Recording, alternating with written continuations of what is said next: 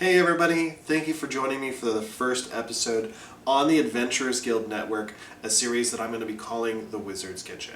Now, this comes as a request from friends who used to enjoy some of my cooking during game nights. I definitely like to theme my meals when I come and cook for people for, based on what we're playing. If it's going to be in D&D session, some tavern foods. If we're going to be marathoning our favorite movies, especially things like Harry Potter, definitely want to do Harry Potter type foods. Just things that help with the situation, to just bring kind of the role play elements, especially in LARPs, man. It really just makes the experience better. So hopefully there's going to be some ideas that you can use for you and your game nights, as well as sort of break some barriers about cooking itself. As nerds and geeks and freaks, we all seem to dial into, obsessing over our geekdom. Food is one of those things for me, as well as gaming. So I'm hoping to marry the two together in a way that's going to just be fun and exciting for you guys as well. So enjoy this episode, show some support, and yeah, let's get started.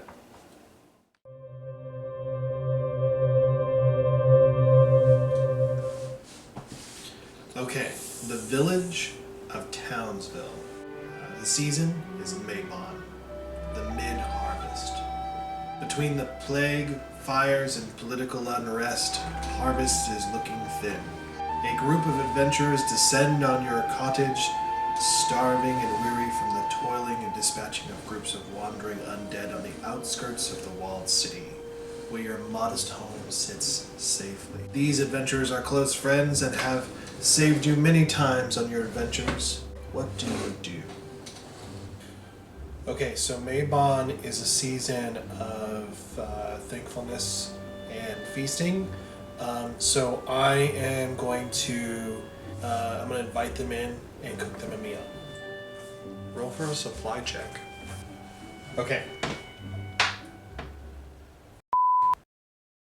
Alright everyone, so we've got our box of vegetables.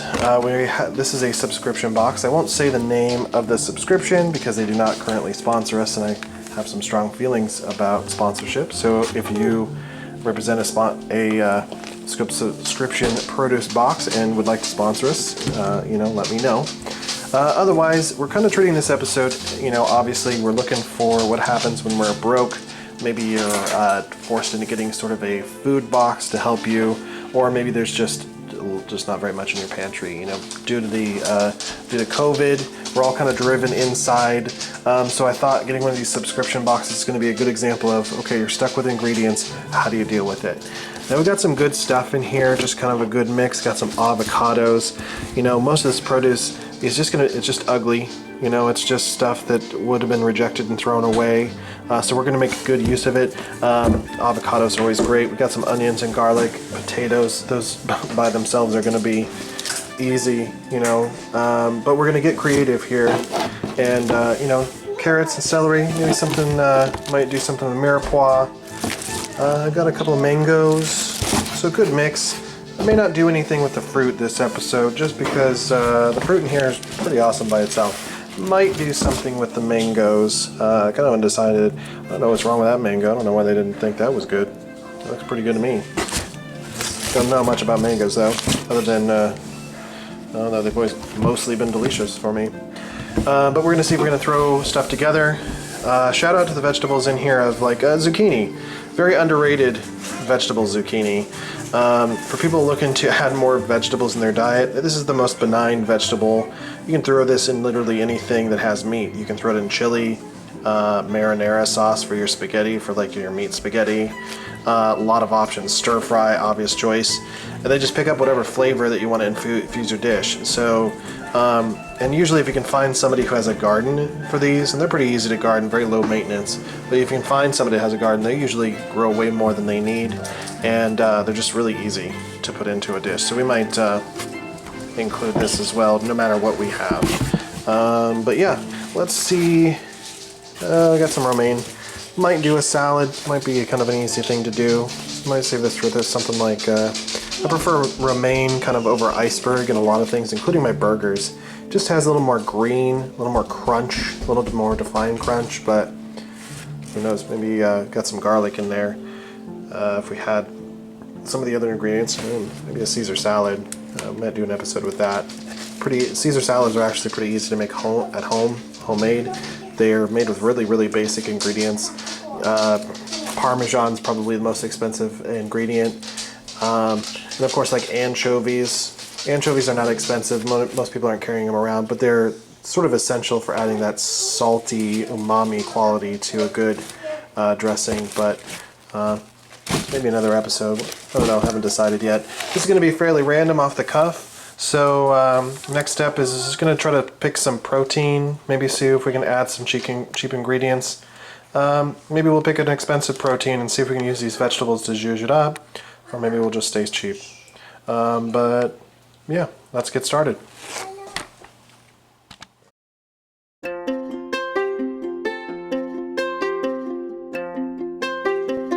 All right, everyone, so here's our ingredient list.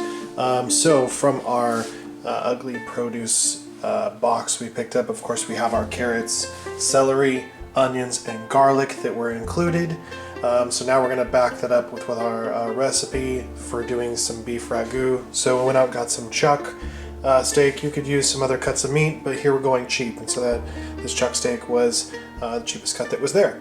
Additionally, we've got our tomato sauce, tomato paste, some red wine, kosher salt, black pepper, crushed red pepper, some fennel seed, bay leaf. You only need about one.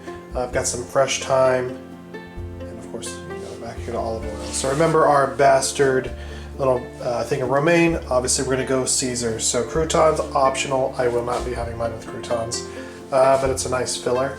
And for the dressing, we'll have Worcestershire sauce, stone ground Dijon mustard, and anchovies. Trust me, just do this.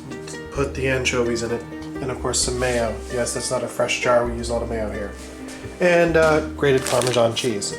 Now, it's going to go without saying that is also going to go on our ragu, and black pepper is also going to go in our dressing here.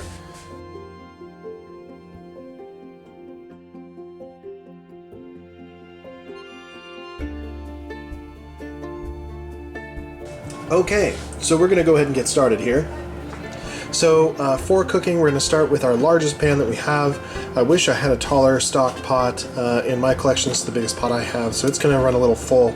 You're going to want this as deep as possible because when we initially put all of our ingredients in, we don't want it to bubble up over the sides. It will reduce and get smaller, but the taller stock pot's going to do that. And it also allows you to cook for way more people.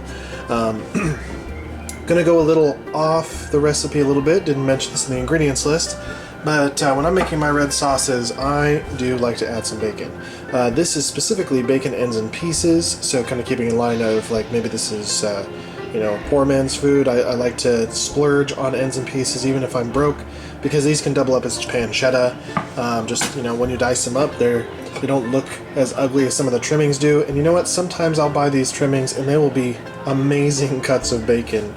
Bacon that's like ultra thick that you can eat one slice for breakfast. So kind of recommended on that standpoint. It just makes it a little fun, but it's also a cheap alternative to buying some of the prettier looking deli bacon. Now we buy the deli bacon, but this is kind of our supplement to just make sure, it's just a fraction of the cost of the stuff you get from the deli. Also, didn't mention what we're doing for noodles. Now you can use any noodle you like. You can even put this over rice. It will be delicious. But I'm going to go ahead and pick this pasta here. Now particularly, I don't know if this camera is going to pick it up here, but this pasta has a really, really interesting texture. It's not a smooth side pasta, and that's what I picked it specifically. This is going to give us something to grip onto after it boils, just as much surface area as possible to grab every little bit of sauce and every bit of noodle here. So this is the pasta we'll be using. Ragus, it's not really specific that I've ever seen, but to me that's going to be important for this type of red sauce. So first we're going to start by cooking and browning our chuck. So I'm going to take a moment here to get prepared for that. Going to heat up our pan and we'll start cooking. Alright, so we're midway through cooking. You're going to notice that the beef is going to put off a lot of water. It's not any kind of dry aged beef, so this is going to happen. This is going to be normal. A lot of this beef is going to super tighten up. So So you just want to make sure, stay patient. The water's coming out of there, lots of steam means lots of water. We're wanting just to bring it down and have it render down to the last little bits and start pulling that oil out. Then it'll start to brown and get kind of crispy on the outside. So just work with this, be patient. This is a long cooking dish, and you know, soon enough you'll be able to move these and kind of move on to the next step.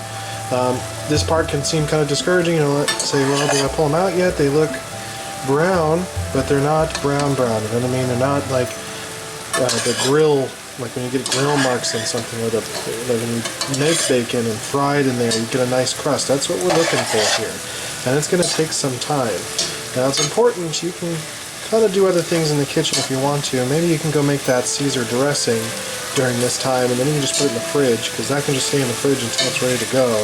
And as soon as this is ready, it's going to move fast. And you're going to see, even right now, the liquid's going away, and you're going to get back to that sound you like, and it's going to get louder and louder, and that's how you know you're getting towards the end of getting all of that fluid out, all of that water out. Alright, so we're going to switch over to narrator mode as our stove's getting a little loud with the frying of the beef here. So we're going to cook this down just so we can get a nice crust on these, a nice golden brown crust. You'll see a layer of fond develop at the bottom. That's a very good sign. We'll be dealing with that later. Just rendering down till we have just the beef fat in there is really what should be present with our frying here. This part requires a little patience. Keep stirring around, keep everything nice and moving. It'll prevent that bottom from burning. If you need to, kill the heat a little bit just to get a little more control.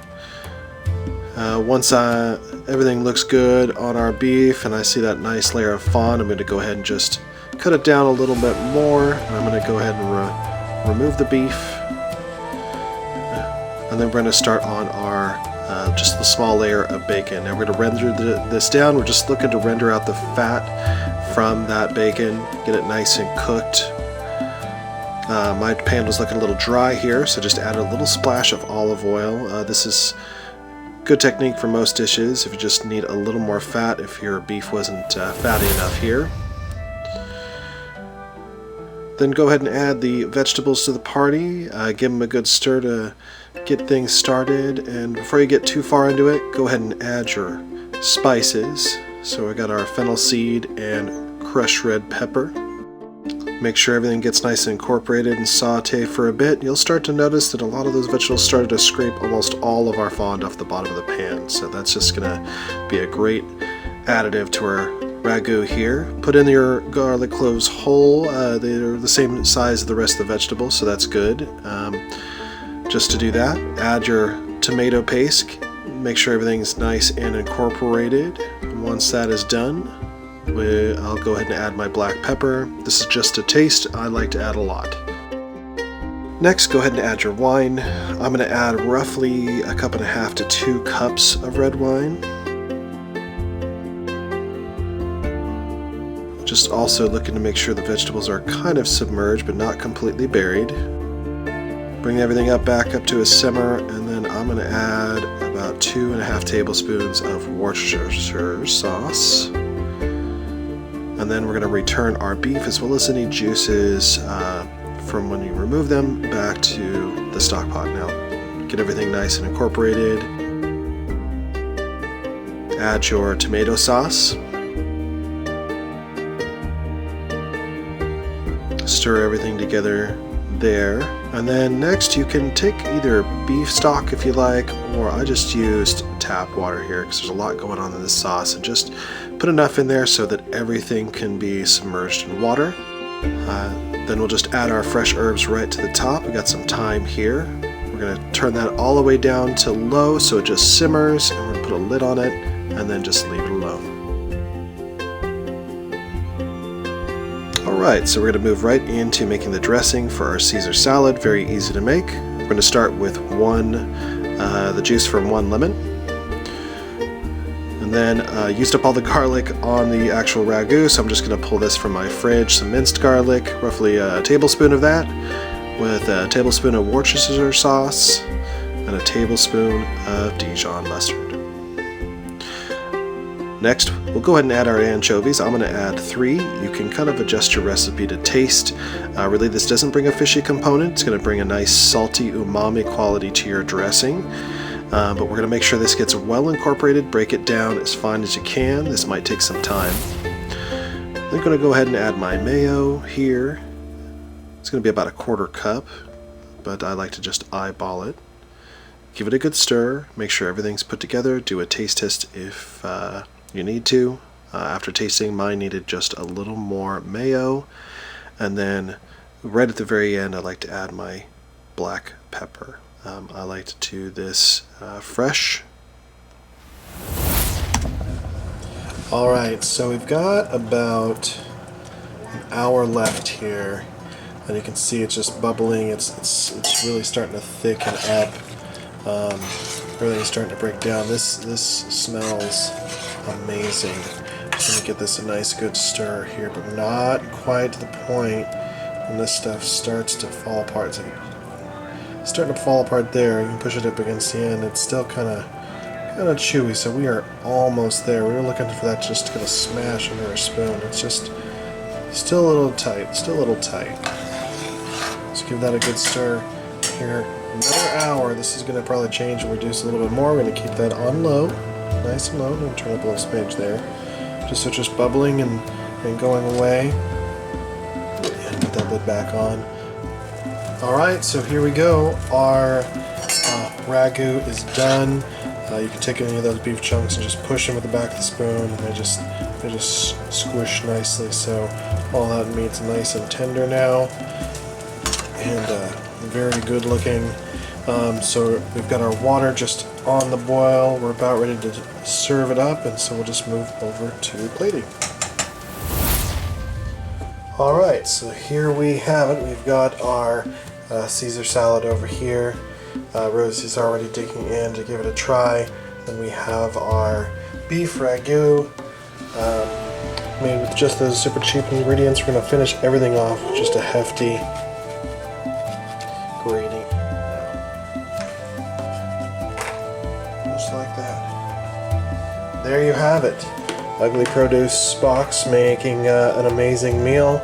I mean, altogether, the amount that we of food we had to make, like there's dishes here for probably about 6 to 8 people to eat very, very well. The salad not so much. Probably would have to get a second or third head of romaine, and then up the batch for the dressing, obviously. But it's not too bad for a Sunday night meal or kind of a wintry meal. Very heavy tasting, but ultimately delicious. Thanks for watching. Let us how, if you're going to try this version at home, let us how you did in the comments section. Otherwise, again, if you enjoyed today's show, like and subscribe, hit that notification bell, and we'll see you next time.